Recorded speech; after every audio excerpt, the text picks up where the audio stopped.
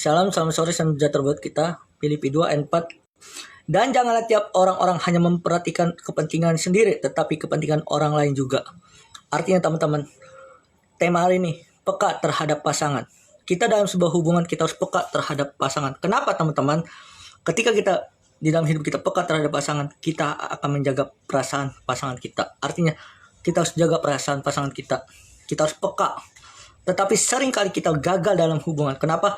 Karena kita fokusnya ada diri kita sendiri. Artinya kita harus fokus pada pasangan kita. Kita harus peka. Ketika kalian punya pasangan, kita harus peka terhadap pasangan kita. Jangan ditinggalkan. Jangan sendirian. Kita harus peka. Kita harus dengar. Mengapa kita harus peka terhadap pasangan? Yang pertama, membangun hubungan yang sehat. Kepekaan membuat pasangan kita dihargai. Ingat, kepekaan membuat pasangan kita dihargai, teman-teman. Kita harus peka. Kenapa? Membuat pasangan kita dihargai. Itu yang pertama. Yang kedua,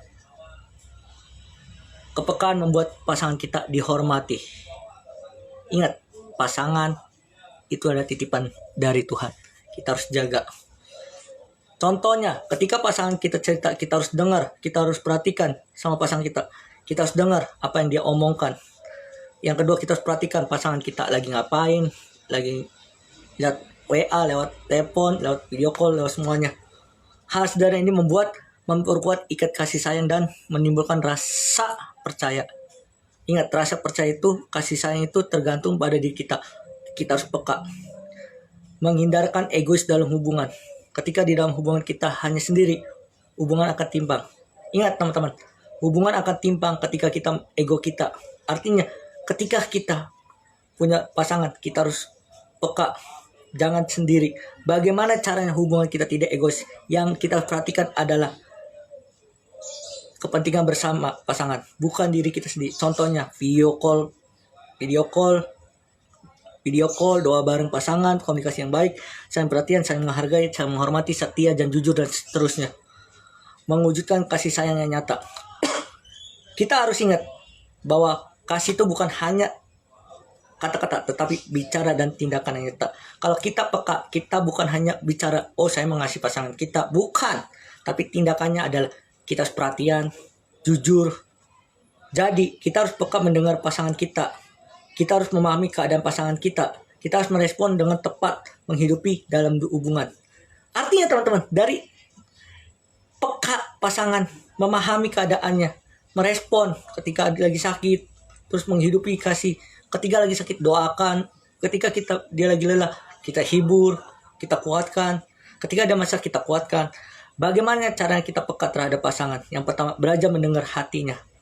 Tidak hanya kata-kata, teman-teman, tetapi juga memahami perasaan di balik ucapannya pasangannya.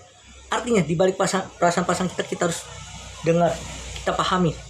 Dan peka berarti menangkap apa yang tidak selalu diucapkan. Kita harus peka yang tidak diucapkannya. Yang kedua, mendahulukan kepentingan bersama. Jangan hanya mementingkan diri sendiri.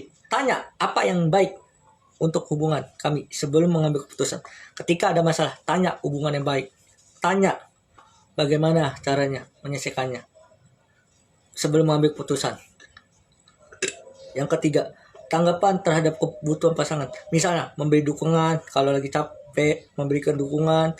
Ketika lagi sakit, memberi dukungan, cepat sembuh. Ketika pasangan lelah, kita harus semangati, menguatkan kalau ada masalah. Mengendalikan ego atau emosi. Firman Tuhan mengingatkan kita tidak hanya fokus diri kita sendiri, menurunkan ego supaya kita peka dalam melihat apa yang pasangan kita butuhkan. Kita harus peka apa yang pasangan kita butuhkan. Yang kelima, membangun komunikasi yang sehat. Yang pertama, jujur. Kita harus jujur sama pasangan kita. Kalau mau kemana, jujur. Yang kedua, terbuka. Kita harus terbuka mau kemana. Tapi dengan lemah lembut. Kita harus lemah lembut. Komunikasi yang benar, kita misal lebih peka terhadap hati pasangan kita. Kita harus peka terhadap hati pasangan kita.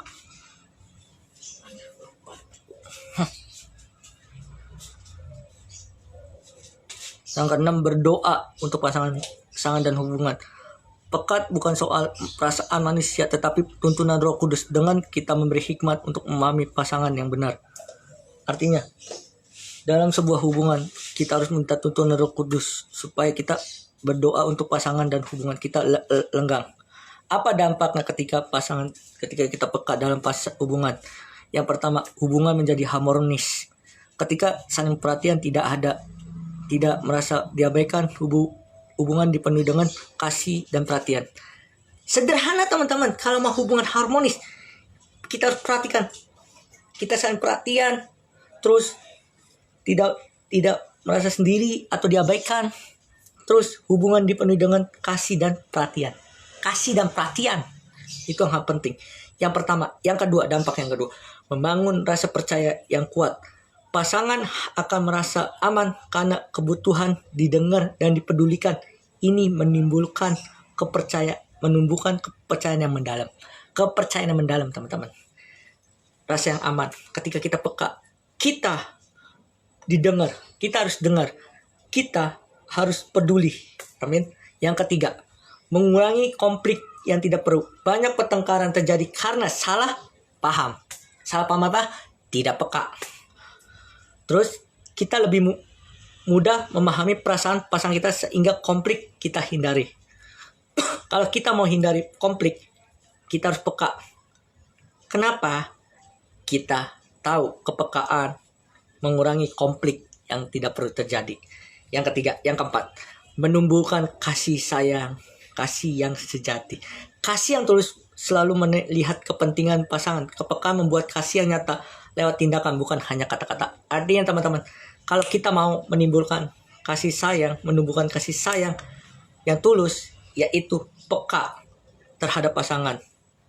Itu yang keempat. Yang kelima, mencerminkan teladan Kristus. Yesus sendiri tidak mementingkan diri sendiri, melainkan berkorban bagi kita. Dengan kepekaan dalam hubungan, kita sedang memperhatikan kasih Kristus.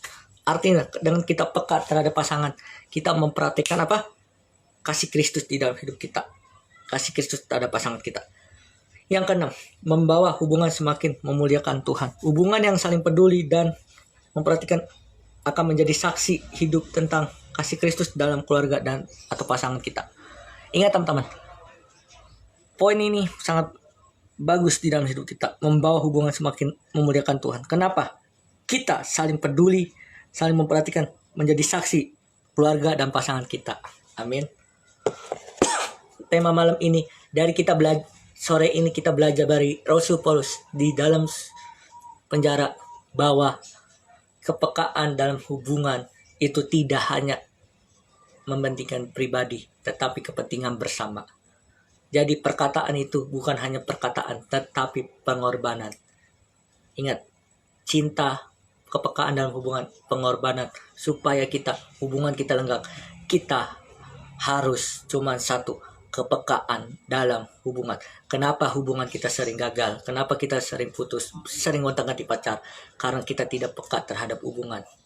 Ingat teman-teman, pesan saya cuma satu, yaitu mencari pasangan lebih gampang daripada teman-teman mempertahankan. Artinya kita harus peka, kita harus mempertahankan hubungan ini, hubungan pasangan kita. Ketika kalian punya pasangan, hubungan pasangan kalian harus dipertahankan dengan cara apa? Peka terhadap pasangan. Artinya jangan sampai menyesal kalau kita tidak mendengar pasangan kita. Kita tidak peka, pasangan kita akan meninggal kita. Bukan karena cinta, bukan karena dia tidak cinta, tetapi karena kita tidak peka terhadap pasangan kita. Malah sore ini kita belajar, kita harus peka terhadap pasangan kita. Kalau kita peka terhadap pasangan kita mengalami kebahagiaan, yaitu menjadi saluran berkat, menjadi saksi Kristus di dalam meneladani Tuhan di dalam hidup kita. Tuhan Yesus memberkati. Shalom.